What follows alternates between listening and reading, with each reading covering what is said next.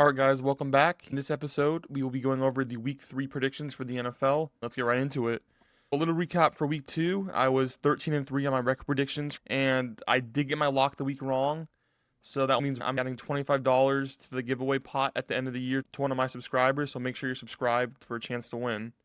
And overall, I am 24-8 right now between weeks 1 and week 2 of the NFL, so I'm doing pretty good so far. And one new thing I want to do from now on is a player of the week for the previous week. I want to give it to a player each week that I think helped their team win or just had a big performance overall. Player of the week for week 2 is going to be Amon St. Brown. He had 9 receptions, 115 receiving yards, and 3 touchdowns. It was very close between Malik Neighbors and Amon St. Brown. Neighbors had crucial catches near the end of the game that helped them go to overtime and almost win. But I think overall, Amon St. Brown's performance helped his team win. So I went with Amon St. Brown. And the next thing I want to incorporate is fantasy football into my content. So for now on, also, I'm going to be having a new segment called Start of the Week. It's going to be a player who I think you should absolutely start. For this week, my week 3 start of the week is Dak Prescott versus the Chicago Bears. I think he's due to outperform his projection. The Bears don't have Jalen Johnson for an extended period of time. And you saw how dominant the Lions offense looked against the Bears defense in week 2. I think Dallas's offense is near or on par with the Lions' offense. CeeDee Lamb and George Pickens are going to go off, and I think Dak Prescott's going to be throwing 2 or 3 touchdowns, and I think he's set to outperform his projection for week 3. All right, let's get right into it. So the first game, we have Thursday Night Football tomorrow. We have the Miami Dolphins at the Buffalo Bills, and it's AFC East divisional game. Typically, divisional games are more competitive than regular games. The Bills are minus 11.5, huge favorites. And I think the odds makers are correct on this. I think we can see a beatdown in Thursday Night Football. I think the Bills are going to run and pass the ball well all night, and I think their defense is going to stop Miami's offense very well. My only concern is if Buffalo's defense looks similar to how it did in Week 1 against the Ravens, where they couldn't stop the Ravens at all. I just think that game shows us how good the Ravens' offense is. It's probably the best in the league. They can't stop Devon Achane at all, and Miami can keep it a close game near the end. They could sneak it off. Miami gives up the second most points per game and the 6th most yards per game. So I think Buffalo's going to have their way in this game offensively and hopefully defensively. For that reason, I'm picking the Buffalo Bills to win the Thursday night matchup. All right, and the next matchup, we have the first 1 o'clock game for Sunday's slate. We have the Green Bay Packers at the Cleveland Browns. These are two teams that I think have the top defense in the league. They both excel at stopping the run. The Packers shut down the Lions' rushing attack in Week 1 with Jahmyr Gibbs and David Montgomery. And they also shut down the Commanders' offense in Week 2. Jaden Daniels struggled. Ja'Cory Cross-Merritt struggled. But you can also say the same about Cleveland. They shut down Derrick Henry and Chase Brown in back-to-back weeks. So I think you can make an argument that these are the two top defenses, especially run defenses. The deciding factor for this game for me was which offense was going to be better. I'm going to be picking Jordan Love over Joe Flacco at this stage of his career. For that reason, I'm going to have to pick Jordan Love and the Packers to win this game. All right, next game we have the Indianapolis Colts at the Tennessee Titans. And I want to be the first to admit, I was completely wrong about the Colts last week. And moving forward, I think I think I need to take them more as a serious team. The offense was clicking on all cylinders. I think Shane Steichen may have revived Daniel Jones' career. The Colts' rushing attack's been very well, but I don't think Tennessee's a very complete team yet. I think that time's going to come, maybe not this year, but later down the stretch.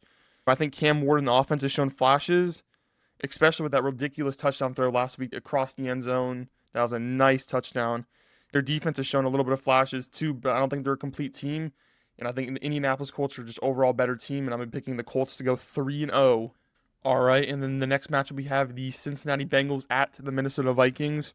Last week we thought we would have Joe Burrow versus J.J. McCarthy. However, this is the NFL and things can change very fast, so J.J. McCarthy and Joe Burrow are going to be out for an extended period of time. So we have the privilege of seeing Jake Browning versus Carson Wentz this week. I still think they could be an above-average offense with all the weapons on offense. Jamar Chase, T. Higgins, Chase Brown. I just think there's too much talent on the offense for it to be a below-average offense. I think they'll get it going. I think Zach Taylor's a good offensive coach. The Minnesota offense could realistically be a little bit better with Carson Wentz at the helm rather than J.J. McCarthy. This is year 2 for McCarthy. However, last week was his second career start in the NFL. I think he's going to grow over time, but the veteran Carson Wentz might be better at this moment. So I think the offense can be a little bit better than how it's looked through 8 quarters. I think Justin Jefferson can have a big week with Carson Wentz. I think Minnesota's defense is a little bit more reliable, especially with Brian Flores. I think he can scheme up some unique blitzes against Jake Browning. So I'm going to go with Carson Wentz and the Vikings to win this week. And the next matchup, we have the Pittsburgh Steelers at the New England Patriots. Before the season started, you never think that Pittsburgh Steelers defense could be the main issue of their team. You thought maybe it would be the offense with Aaron Rodgers, but the defense has looked horrendous through the first 2 weeks. And you have all the stars on the defense: TJ Watt, Alex Highsmith, Cam Hayward, Patrick Queen, Jalen Ramsey, Darius Slay. However, the defense has just been abysmal, and they can't stop the run. The passing defense is not that good. And like I said, before the season started, you'd think that the offense is maybe the main issue of this team, but it's looking like it's going to be the defense that could hold them out of the playoffs this year. And it worries me against New England, who can go off any week. I think Drake May has looked solid through 2 weeks, and I'm expecting him to continue his year 2 jump. I think New England's offense can go on anyone any given week. And I think Christian Gonzalez is going to be coming back this week finally. He's been out for the first 2 weeks. He could very easily shut down DK Metcalf. Other than DK Metcalf, I really don't trust anyone on the Steelers offense to get open.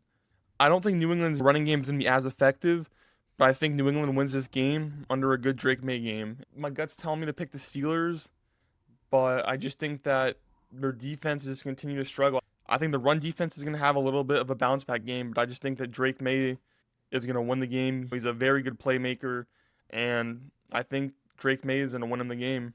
Next up, we have the Los Angeles Rams at the Philadelphia Eagles. I haven't been impressed with the Eagles' offense at all, and the scary part is they're 2-0, and they played solid opponents the first 2 weeks. I don't think the offense has been as explosive as last year. Part of that is the slow start with Jalen Hurts, and the passing game, they haven't been able to get A.J. Brown going. The Rams' offense is still a work in progress. I think later on it's going to be a dominant offense, but this game is hard for me to predict. But I think Philly's defense might be able to get home on Matthew Stafford a couple times and cause some big stops down the stretch of the game. So for that reason, I'm picking the Philadelphia Eagles to win this game. All right, in the next matchup, we have the New York Jets versus the Tampa Bay Buccaneers.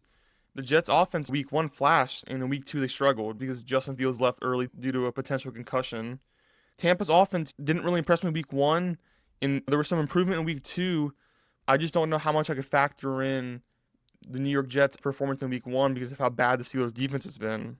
So I wouldn't be surprised if the Jets' pass rush causes some big negative plays. It seems Luke Goedeke is going to be out for a while. Tristan Wirfs is out. Cody Mock's out now. And with how long Baker Mayfield holds onto the ball, I could see them causing some big splash plays. I think the Jets' offense can put up some points to take down Tampa Bay. But if Justin Fields is not playing, I'm picking the Tampa Bay Buccaneers to win this matchup. In the next matchup, we have the Las Vegas Raiders versus the Washington Commanders. This game is hard to predict because we have uncertainty with Jaden Daniels' status this week. I think Washington's offense will struggle, even though Las Vegas' defense isn't the best. Even though Geno Smith had a rough Monday night outing, I think he can have a big bounce that week. And I think if Jaden Daniels plays, I'm going to be picking Washington to win this game. But if he doesn't play, my final pick will be the Raiders. I expect Geno Smith to have a big bounce back game with 300-plus passing yards and 2 touchdowns. All right, in the next matchup, we have the Atlanta Falcons versus the Carolina Panthers. This is a perfect matchup for Bijan Robinson this week. This might be one of the biggest weeks he has of the season, going up against a weak Carolina defense. To be quite frank with you, I think Atlanta's defense has been underrated through 2 weeks. With new defensive coordinator Jeff Ulbrich, who's outperformed expectations, Atlanta can control the time of possession and hold the ball with their strong run game. I think Carolina can be down early like how they were in week 2 and be playing from behind. For that reason, I'm picking Atlanta to win week 3 with a huge Bijan Robinson game. All right, in the next matchup, we have the Houston Texans at the Jacksonville Jaguars. Both offenses have shown flashes. Both haven't put it together, which is expected through 2 weeks. And both defenses are solid. The weakest position group of this game to me is Houston's line. In both games, Stroud has been under pressure multiple occasions.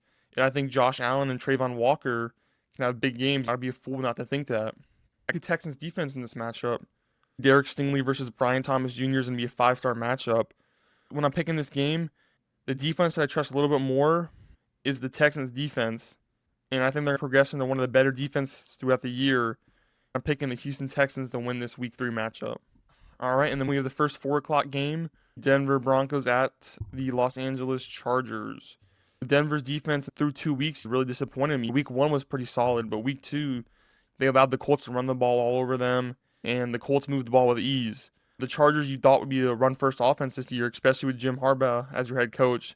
Jim Harbaugh's offense of identity is usually run-first, but this year it seems like they're more of a pass-first and allowing Justin Herbert to be a playmaker and show off some of those skills. So the thing that worries me is where Denver's defense seems weak is where Los Angeles offense doesn't excel, because I don't think Amari and Hampton and Najee Harris have ran the ball at all. Denver's run defense is where it's holding them back. But I would still have to pick the Chargers to win this game, because I think Justin Herbert is an elite playmaker who's finally has the ability to show it this year. And I think he's been playing at an elite level so far this year. I think Los Angeles' passing attack has been really good as well. I'm worried Pat Surtain may lock up Lad McConkey, but the Chargers offense, we know, will scheme up some plays and get Lad open and get the Chargers passing attack going early. So for that reason, I'm picking the Los Angeles Chargers to win the Week 3 matchup. In the next matchup, we have the New Orleans Saints versus the Seattle Seahawks. Seattle's defense has been really good through 2 weeks. I thought they did really well against San Francisco's offense, even though they lost, and I thought they did really good against Pittsburgh's offense as well. And that's with going up against quarterbacks like Aaron Rodgers and Brock Purdy, who are some of the better quarterbacks in the league. The fact that Seattle's defense is going to be playing Spencer Rattler, I think they're going to make it rough for him. I think it's going to be a tough game for him. And quite frankly, Seattle's run game should go off like it did in Week 2.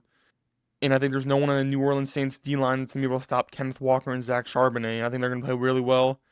So I don't think there's any way the New Orleans can win this game. I'm picking the Seattle Seahawks to win the Week 3 matchup. All right, in the next matchup, we have the Dallas Cowboys at the Chicago Bears. I think Dallas is about to be in another shootout this week. The Week 2 matchup against the Giants was a very good game. Big shootout, big offensive performances from both sides. But I just don't like Dallas's passing defense at all. They just allowed Russell Wilson to throw the ball all over them. And if I'm not mistaken, I think Russell Wilson threw for like almost 400 passing yards, maybe even a little bit more. And I'm scared they're going to have one of the better offensive-minded coaches around the league, and Ben Johnson scheming up plays for the Bears offense. I'm worried that the Bears could very well have their way on offense again, but I'm worried about the Bears' defensive matchup. Without Jalen Johnson, who's going to be out for an extended period of time, I was excited to see Jalen Johnson versus CeeDee Lamb. I thought it would be a 5-star matchup. I think both offenses will score. I want to pick Chicago, but my instinct is telling me to pick Dallas. I can just trust their defense a little bit more. And I don't think anyone on Chicago can guard CeeDee Lamb and George Pickens, so I expect it to be a high-scoring shootout game, and I just trust Dallas' defense a little bit more, so I'm picking the Dallas Cowboys in this Week 3 matchup. All right, in the next matchup, we have the Arizona Cardinals at the San Francisco 49ers, and I expect Brock Purdy to be out this week. We just started practicing again today. Mac Jones played pretty well in Week 2. However, that was against the New Orleans Saints defense, and I don't think that really, I think we can all agree that doesn't really say much. I think Arizona's defense is better than the New Orleans Saints. San Francisco's defense is solid, but Kyler Murray's very inconsistent. 1 week looks amazing, like your franchise quarterback, and then the next week you question how he's playing. And it just feels like you never know what version of Kyler Murray you're going to be getting. But I think Arizona's team is just more of a complete team at this moment, with Brock Purdy being out and all the injuries they're dealing with. I'm picking the Cardinals to win. All right, and we have our Sunday night game. We have the Kansas City Chiefs at the New York Giants. How crazy would it be if Kansas City loses this game and starts off the season 0-3? Rashee Rice being out for the first 6 weeks due to suspension, and Xavier Worthy being injured. Their top 2 receivers being out shows on their offense. They can't really move the ball that well. Their offense doesn't look the best. If I was a Chiefs fan, I wouldn't panic at all yet, unless you lose this game.